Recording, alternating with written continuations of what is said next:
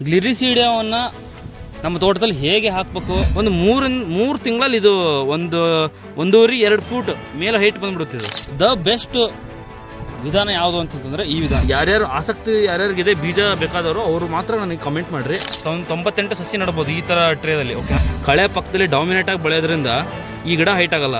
ಅದರಲ್ಲಿ ಗಂಟೆ ಹೆಂಗೆ ಕಾಣ್ತಿದೆ ಅವೆಲ್ಲ ರೈಜೋಬಿಯಂ ಗಂಟುಗಳವೆಲ್ಲ. ಹಾಯ್, ಎಲ್ಲರಿಗೂ ಮತ್ತೊಮ್ಮೆ ಮಳೆ ಮಣಿಗೆ ಯೂಟ್ಯೂಬ್ ಚಾನಲ್ಗೆ ಸ್ವಾಗತ. ಇವತ್ತಿನ ಟೈಟಲ್ ನೀವು ಆಲ್ರೆಡಿ ನೋಡಿರೋ ಹಾಗೆ ಗ್ಲಿರಿಸೀಡಿಯಾವನ್ನು ನಮ್ಮ ತೋಟದಲ್ಲಿ ಹೇಗೆ ಹಾಕಬೇಕು, ಅದರಲ್ಲೂ ದ ಬೆಸ್ಟ್ ವಿಧಾನ ಯಾವುದು ಅಂತಂದರೆ ಈ ವಿಧಾನ. ಇಲ್ಲಿ ನೋಡ್ತಿರ್ಬೋದು, ಇದೇನು ಈ ಟ್ರೇ ಕಾಣಿಸ್ತಿದೆಯಲ್ಲ, ನೀವು ಆಲ್ಮೋಸ್ಟ್ ಎಲ್ಲ ಈ ತರಕಾರಿ ಬೆಳೆಯೋರಿಗೆ ಗೊತ್ತಿರುತ್ತೆ. ಈ ಟೊಮೊಟೊ ಮತ್ತು ಈ ಮೆಣಸಿನ್ಕಾಯಿ ಆಮೇಲೆ ಚೆಂಡು ಗಿಂಡು ಮಾಡ್ತಾರಲ್ಲ, ಅವರು ಈ ಥರ ಟ್ರೇಗಳನ್ನು ಯೂಸ್ ಮಾಡ್ತಾರೆ. ಓಕೆನಾ? ಸೊ ಈ ಥರ ಟ್ರೇಗಳನ್ನು ನಾವು ಬಳಸಿ ಗ್ಲಿರಿಸೀಡಿಯಾನ ಬೆಳೆಸ್ಕೋಬೇಕು.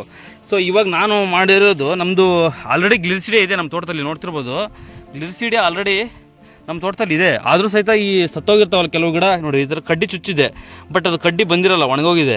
ಸೊ ಅದನ್ನು ನಾನು ರಿಪ್ಲೇಸ್ಮೆಂಟ್ಗೋಸ್ಕರ ನಾನು ಒಂದು ಟ್ರೇನಲ್ಲಿ ಬೀಜ ಹಾಕ್ಬಿಟ್ಟು ಈ ಸಸಿಗಳನ್ನು ಮಾಡ್ಕೊಂಡಿದ್ದೆ. ಇದು ನೋಡ್ತಿರ್ಬೋದು, ಇವಾಗ ಏನು ಕಾಣಿಸ್ತಾ ಇದೆಯಲ್ಲ, ಇದು ಕೋಕೋ ಪೀಟ್ ಅಂತ ಕರೀತಾರಲ್ಲ, ಆ ಕೋಕೋ ಪೀಟ್ನ ನಾನು ತರಿಸ್ಕೊಂಡ್ಬಿಟ್ಟು ಆ ಕೋಕೋ ಪೀಟ್ನ ಈ ಟ್ರೇದಲ್ಲಿ ಹಾಕಿ ಇದಕ್ಕೆ ಒಂದೊಂದೇ ಬೀಜ ಹಾಕಿದ್ದೆ ನಾನು. ಸೊ ಬೀಜ ಯಾರಿಗಾರು ಬೇಕಾದರೆ ನನಗೆ ಕಮೆಂಟ್ ಬಾಕ್ಸಲ್ಲಿ ಕಮೆಂಟ್ ಮಾಡಿರಿ, ನಾನು ನಿಮಗೆ ನಂಬರ್ ಕಳಿಸ್ತೀನಿ, ಅವ್ರು ನಿಮಗೆ ಬೀಜ ಕಳಿಸ್ತಾರೆ.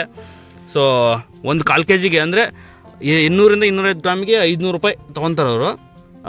ಯಾರ್ಯಾರು ಆಸಕ್ತಿ ಯಾರ್ಯಾರಿಗಿದೆ ಬೀಜ ಬೇಕಾದವರು ಅವರು ಮಾತ್ರ ನನಗೆ ಕಮೆಂಟ್ ಮಾಡಿರಿ. ನಾನು ಅವರಿಗೆ ಕಮೆಂಟ್ ಬಾಕ್ಸಲ್ಲಿ ಅವ್ರ ನಂಬರು ಮತ್ತು ವಿಳಾಸ ಕಳಿಸ್ತೀನಿ. ಅವ್ರ ಹತ್ರ ನೀವು ಬೀಜ ತರಿಸ್ಕೊಳ್ರಿ. ನೀವು ಬೀಜ ತರಿಸ್ಕೊಂಬಂದ್ಬಿಟ್ಟು ಮಾಡಬೇಕಾಗಿರೋ ಮೊಟ್ಟ ಮೊದಲ ಕೆಲಸ ಏನಂತಂದರೆ, ನಿಮ್ಮ ಸೈಡು ಕಡ್ಡಿ ಸಿಗ್ತಾ ಇಲ್ಲ, ಈ ಥರ ಗೊಬ್ಬರ ಗಿಡದ ಕಡ್ಡಿ ಸಿಗ್ತಾ ಇಲ್ಲ ಅನ್ನೋದಾಯ್ತು ಅಂತಂದರೆ ಬೀಜ ತರಿಸ್ಕೊಳ್ರಿ. ಬೀಜ ತರಿಸ್ಕೊಂಬಂದ್ಬಿಟ್ಟು ಈ ಥರ ಈ ಒಂದು ಟ್ರೇ ತಗೊಳ್ರಿ ಈ ಥರ. ಓಕೆನಾ? ಈ ಟ್ರೇ ಸೈಜು ನೋಡ್ತಿರ್ಬೋದು ಇದೆಷ್ಟಿದೆ ಅಂತ ಹೇಳ್ಬಿಟ್ಟು. ಓಕೆನಾ? ಇದು 1.5 ಇಂಚ್ ಆಳ ಇದೆ, 1.5 ಇಂಚ್ ಅಗಲ ಇದೆ. ಓಕೆನಾ? ಅಷ್ಟು ಆಳ ಅಷ್ಟು ಅಗಲ ಇರುವಂಥ ಒಂದು ಟ್ರೇ ಇದು 70 ಅಲ್ಲ, ಇದರಲ್ಲಿ 98 ಇದು ಬರ್ತವೆ. 98 ಸಸಿ ನಡ್ಬೋದು ಈ ಥರ ಟ್ರೇದಲ್ಲಿ. ಓಕೆನಾ? ಸೊ ಈ ಥರ ಇದರಲ್ಲಿ ಕೋಕೋ ಪೀಟ್ ಅಂತ ಬರುತ್ತೆ. ಕೋಕೋ ಪೀಟ್ ಅಂದರೆ ಈ ತೆಂಗಿನ ನಾರೇನು ಬರುತ್ತಲ್ಲ, ಆ ನಾರನ್ನ ಈ ಪುಡಿ ಮಾಡಿಬಿಟ್ಟು ಅಂಗಡಿಯಲ್ಲಿ ಸಿಗೋವಂಥ ಒಂದು ಇದು ಅದು ಕೋಕೋ ಪೀಟ್ ಅಂದರೆ. ಆ ತೆಂಗಿನ ನಾರಿಂದು ಪುಡಿನ ನೀವು ತೋರಿಸ್ಕೊಂಬಿಟ್ರೆ ಇದಕ್ಕೆ ಅಷ್ಟು ತೂತಿಗೆ ಹಾಕ್ಬಿಟ್ಟು ನೀವು ಒಂದೊಂದು ತೂತಲ್ಲಿ ಒಂದೊಂದು ಬೀಜ ಹಾಕಿದ್ರೆ ಸಾಕು. ನಿಮ್ಮ ಹತ್ರ ಜಾಸ್ತಿ ಬೀಜ ಇದೆ 2 ಹಾಕ್ರಿ, ಏನೂ ಸಮಸ್ಯೆ ಇಲ್ಲ. ನನ್ನ ಹತ್ರ ಬೀಜ ಕಡಿಮೆ ಇದ್ದು ಅಂತ ಹೇಳ್ಬಿಟ್ಟು ಒಂದೊಂದು ಟ್ರೇಗೆ ಒಂದೊಂದೇ ಬೀಜ ಹಾಕಿದ್ದೆ. 98 ತೂತಲ್ಲಿ ನನಗೆ 15 ಗಿಡ ಬರಲಿಲ್ಲ. 15 ಗಿಡ ಬರಲಿಲ್ಲ, ಇನ್ನು 80 ಗಿಡ ಬಂದಿದೆ. ಅಂದರೆ ಜರ್ಮಿನೇಷನ್ ರೇಟ್ ಆಲ್ಮೋಸ್ಟ್ 90% ಇದೆ ಇದು ಜರ್ಮಿನೇಷನ್ ರೇಟ್. ಓಕೆನಾ? ಎಲ್ಲವೂ ಹುಡ್ತಾವೆ ಆಲ್ಮೋಸ್ಟ್. ಇದು ಎಷ್ಟು ತಿಂಗಳದ ಸಸ್ಯ ಏನಪ್ಪ ಅಂತಂದರೆ, ಇದು ಕರೆಕ್ಟಾಗಿ 1.5 ತಿಂಗಳು 40ರಿಂದ 45 ದಿನಕ್ಕೆ ಈ ರೀತಿ ಬಂದಿದೆ. ಇದು ಕೋಕೋಪೀಟ್ ಹಾಕ್ಬಿಟ್ಟು ಒಂದೊಂದು ಬೀಜ ಹಾಕಿದರೆ 5 ದಿನದಲ್ಲಿ ಮೊಳಕೆ ಹೊಡೆಯುತ್ತೆ. 5 ದಿನದಲ್ಲಿ ಮೊಳಕೆ ಹೊಡೆದ್ರೆ 1 ತಿಂಗಳು ಅನ್ನೋಷ್ಟಕ್ಕೆ ಆಲ್ಮೋಸ್ಟ್ ಇಷ್ಟು ಹೈಟ್ ಬರಲಿದ್ರು ಇನ್ನೊಂದು ಸ್ವಲ್ಪ ಕಡಿಮೆ ಹೈಟ್ ಇರುತ್ತೆ. ಬಟ್ ಒಂದು 40ರಿಂದ 45 ದಿನಕ್ಕೆ ಈ ಹೈಟ್ ಬಂದಿರುತ್ತೆ ನಿಮಗೆ. ಸೊ ನೀವು ಆರಾಮಾಗಿ ನೀವು ಗಿಡನ ಕಿತ್ಕೊಂಡ್ಬಿಟ್ಟು ಇವಾಗ ಸಾಗುಣಿ ಏನು ಮಾಡ್ತಿರ್ತೀರಲ್ಲ, ಸೊ ಅದ್ರ ಪಕ್ಕದಾಗೂ ಹಚ್ಬೋದು.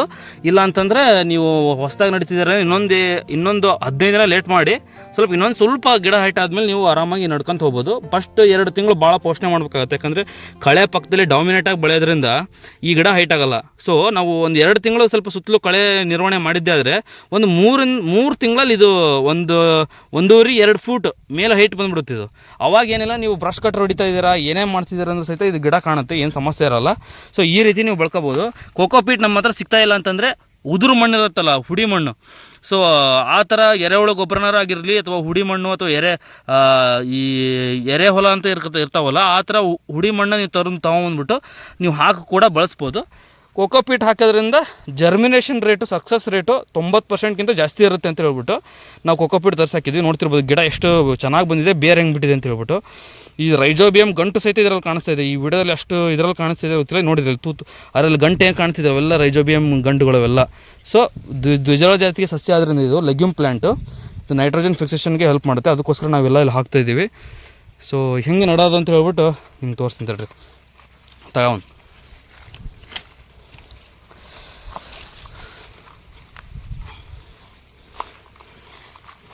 ನಮ್ಮ ತೋಟದಲ್ಲಿ ಎಲ್ಲೆಲ್ಲೆಲ್ಲಿ ಹೋಗಿದ್ವು ಅಲ್ಲೆಲ್ಲ ಹಚ್ಕೊಂತ ಬಂದೀವಿ ನಾವು. ಇಲ್ಲಿ ನೋಡ್ತಿರ್ಬೋದು, ಇಲ್ಲಿ ಹೋಗಿದೆ. ಓಕೆನಾ? ನಾವು ಇಲ್ಲಿ ಕಡ್ಡಿ ನೆಟ್ಟಿದ್ರು ಸಹಿತ ಬಂದಿಲ್ಲ. ಅದಕ್ಕೆ ನಾವೇನು ಮಾಡ್ತಿದ್ದೀವಿ ಅಂದರೆ ಅದ್ರ ಪಕ್ಕದಲ್ಲೇ ನೆಡಬೇಕು. ಬ್ರಷ್ ಕಟ್ರ್ ಹೊಡಿಬೇಕಾದ್ರೆ ನಮಗೆ ಆ ಕಡ್ಡಿ ಇತ್ತು ಅಂತಂದರೆ ಆ ಕಡ್ಡಿ ಬಂದ ತಕ್ಷಣ ನಮಗೆ ಎಚ್ಚೆತ್ತುಕೊಂಡ್ಬಿಡ್ತೀವಿ, ಇಲ್ಲೊಂದು ಗಿಡ ನಟ್ಟಿವಪ್ಪ ಅಂತ ಹೇಳ್ಬಿಟ್ಟು. ಬರೀ ನಾವು ಗಿಡ ನಟ್ಬಿಟ್ರೆ ಇದು ಗಿಡ ಬ್ರಷ್ ಕಟ್ರ್ ಹೊಡಿಬೇಕಾದ್ರೆ ಕಾಣೋದೇ ಇಲ್ಲ, ಹೊಡೆದ್ಬಿಡ್ತೀವಿ ನಾವು. ಅದಕ್ಕೆ ಮಿಸ್ ಆಗಿ ಹೊಡಿಬಾರ್ದು ಅಂತಂದರೆ ಈ ಥರ ಕಡ್ಡಿ ಪಕ್ಕದಲ್ಲಿ ಒಂದು ಕಡ್ಡಿ ಚುಚ್ಚಿಬಿಟ್ಟು ಅದು ಗಿಡ ನೆಟ್ಬಿಟ್ರೆ ಅಂತೂ ಭಾರಿ ಬೆಸ್ಟ್ ನೋಡಿರಿ. ಇಷ್ಟ ಮಾಡಿಬಿಟ್ಟು ಹೋಗ್ಬಿಟ್ರೆ ಸಾಕು, ಒಂದು 2 ತಿಂಗಳಲ್ಲಿ ಇದು ಬೆಳ್ಕೊಂಬಿಡುತ್ತೆ. ಸೊ ಇಷ್ಟು ಮಾಹಿತಿ ನಿಮಗೆ ಗೊತ್ತಾಗಲಿ ಅಂತ ಹೇಳ್ಬಿಟ್ಟು ನಾನು ಈ ವಿಡಿಯೋ ಮುಖಾಂತರ ತಿಳಿಸಿದ್ದೀನಿ. ಮತ್ತೊಂದು ಹೊಸ ವಿಡಿಯೋ ಜೊತೆಗೆ ಬರ್ತೀನಿ. ಅಲ್ಲಿವರೆಗೂ ಥ್ಯಾಂಕ್ ಯು ಸೊ ಮಚ್, ಧನ್ಯವಾದಗಳು.